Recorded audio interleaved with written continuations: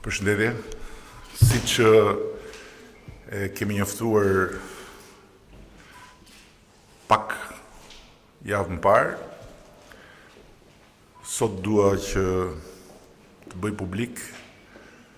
fillimin e operacionit shumë përmasor kundër të gjitha formave të grabitjeve dhe të mashtrimeve me konsumatorët shqiptar në sektorin e naftës. Ministri i Financave, Ministri i Zhvillimit Ekonomik, Turizmit, Tregtisë dhe Sipërmarrjes, Ministri i Energjisë dhe Industrisë, si dhe Ministri i Brendshëm kanë dakordsuar një udhëzim shumë të specifikuar në mbështetje të nenit 102.4 të Kushtetutës së Republikës së Shqipërisë, të Kodit Doganor të Republikës së Shqipërisë, të ligjit për akcizat në Republikën e Shqipërisë, të ligjit për procedurat tatimore në Republikën e Shqipërisë, të ligjit për meteorologjin, të ligjit për përpunimin, transportimin dhe tregtimin e naftës, gazit dhe në produkteve të tyre, të ligjit për policinë e shtetit,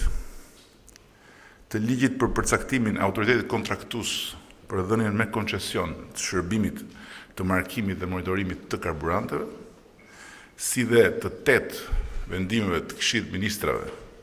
që datojnë prej vitit 1999 deri në vitin 2013 dhe mbi bazën e gjithë kuadrit ligjor shterrus për sektorin, kanë vënë në lëvizje një mekanizëm institucional ku përfshihen Drejtoria e Përgjithshme e Doganave, Drejtoria e Përgjithshme e Tatimeve, Inspektorati Shtetëror Përgjegjës, Drejtoria e Përgjithshme e Meteorologjisë, Agjencia Kombëtare e Burimeve Natyrore, Kompania Koncesionare e Markimit, si dhe Drejtoria e Policisë së Shtetit, dhe kanë përcaktuar 21 aspekte me cilat ky mekanizëm do të merret 24 orë, në 24,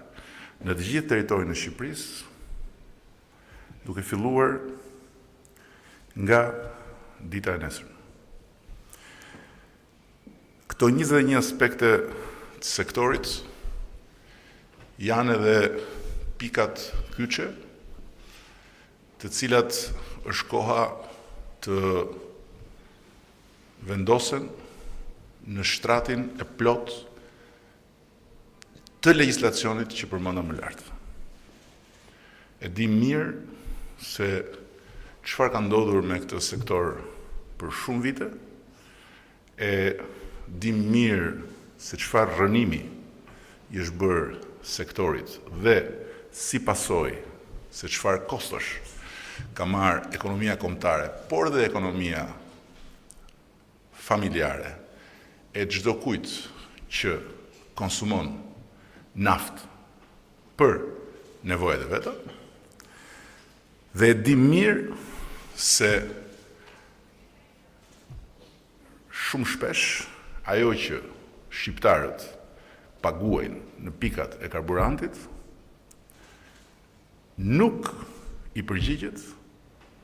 cilësisë që kërkon ligji dhe që meriton konsumatori që nxjerr parat nga xhepi i tij. Prandaj do të fillohet që nga procedurat e trajtimit, mbikëqyrjes dhe kontrollit sasior cilësor dhe fiskal në rastet e importit detar të naftës dhe të produkteve të saj, duke u nisur nga momenti i parë i konfirmimit të mbritjes së një anije në kapitenerinë e portit dhe duke ndjekur një set procedurash të mirë përcaktuara ku marrin pjesë të gjitha institucionet që përmenda dhe që janë të përshkruara me detaje në udhëzim. Pastaj do të vazhdohet me destinacionet doganore. Pra, si shkon mëtej, produkti i magazinuar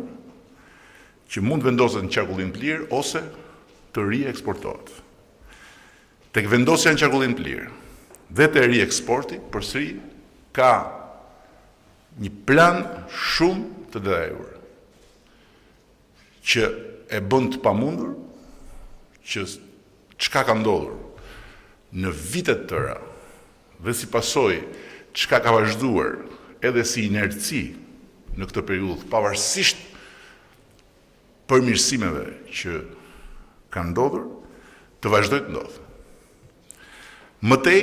me procedurat e trajtimit, mbikëqyrjes dhe kontrollit sasior, cilësor dhe fiskal në rastet e importit toksor të naftës dhe në produkteve të saj. Përsëri, plani është tërësisht detyruar dhe mekanizmi është tërësisht në funksion të këtij plani.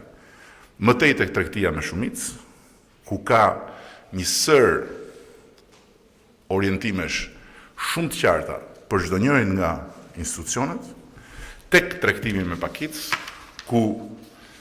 kemi edhe një nga ato momente të një aleance të fort me konsumatorin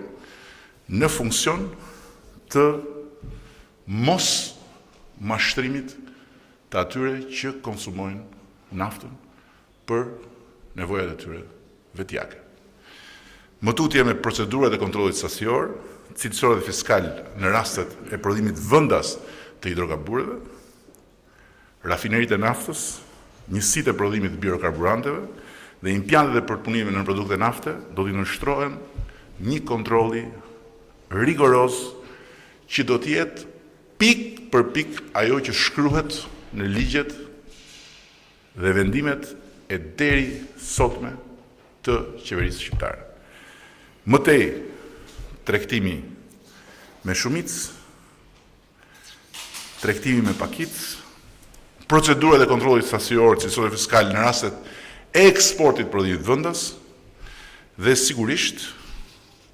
edhe një aspekt tjetër shumë i rëndësishëm, shoqëritë e prodhimit të naftës bruto, të cilat po ashtu duhet ta marrin shumë të qartë sot mesazhin se toleranca do të jetë zero. Mëtutje është përcaktuar dhe mënyra se si do të shkëmbehet në kohë reale informacioni mes gjithë institucioneve, si do të njoftohen në kohë reale shkeljet e konstatuara, si do të bëhet raportimi në kohë reale dhe si në instancë të fundit pikat e kontaktit që koordinojnë gjithë të operacion në çdo institucion dhe që janë nivelet më të larta institucionale në drejtimin e ministrit të ekonomisë dhe ministrit të energjisë do t'japi në kohë reale udhëzimet për veprim. Ky është një operacion që vjen në një moment shumë të rëndësishëm për ekonominë tonë, ku kthesa që ka nisur duhet vazhdoj me dojmos dhe edhe me shumë shpejtësi dhe ku ky sektor ka një barë të rëndësishme. Ky operacion vjen po ashtu me të njëjtën metodologji si operacioni i energjisë elektrike dhe si operacioni i ndalimit të uzurpimit dhe ndërtimit palishëm në territorin e Republikës së Shqipërisë. Bazohet në eksperiencën e këtyre 18 muajve, bazohet në gjithë analizën e imët të bërë në sektor dhe bazohet dhe në një projekt shumë të qartë që nuk do të ndalet njësoj siç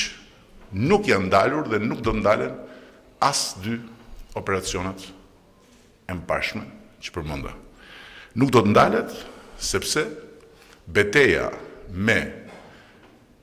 grabitësit e pasurisë tonë kombëtare dhe me mashtruesit që ushesin qytetarëve naftë të një cilësie të papranueshme, duke u dëmtuar prej kaq shumë vitesh investimin e tyre në automjete, është një betejë jetike për ekonominë kombëtare dhe për ekonominë e familjeve tona, po është një betejë jetike edhe për cilësinë e mjedisit ku jetojmë. Dola sot këtu,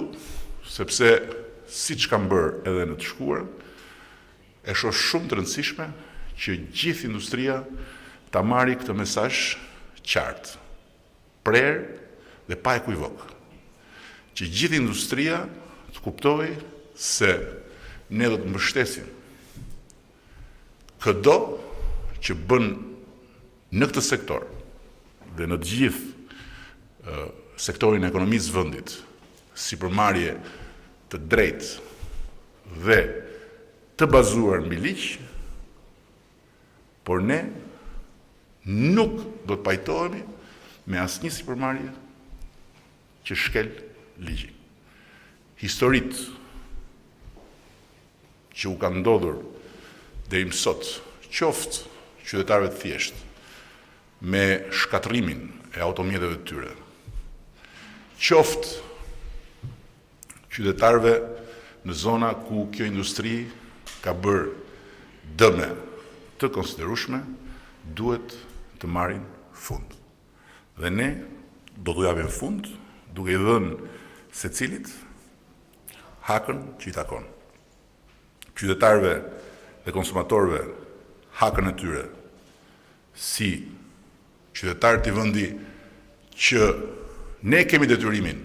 ta bëjmë për ditë e më të mirë, për ditë e më të jetueshëm dhe për ditë e më të drejtë në kuptimin e zbatimit të ligjit, po ashtu, duke folur për sektorin, për ditë e më të pastër nga pikpamja mjedisore dhe sipërmarrësve në sektor, të cilëve urojmë sukses, urojmë punë të mbarë, urojmë sa më shumë fitime nga puna e tyre, por urojmë po ashtu që mos ta marrin lehtë këtë operacion, sepse, siç thash, toleranca do të jetë zero dhe përballja me shtetin dhe me ligjin do të jetë më e ashpër se asnjëherë tjetër. Unë ju falenderoj për vëmendjen dhe në vijim ne do t'japim her pas here të dhëna mbi ecurinë e këtij operacioni. Faleminderit.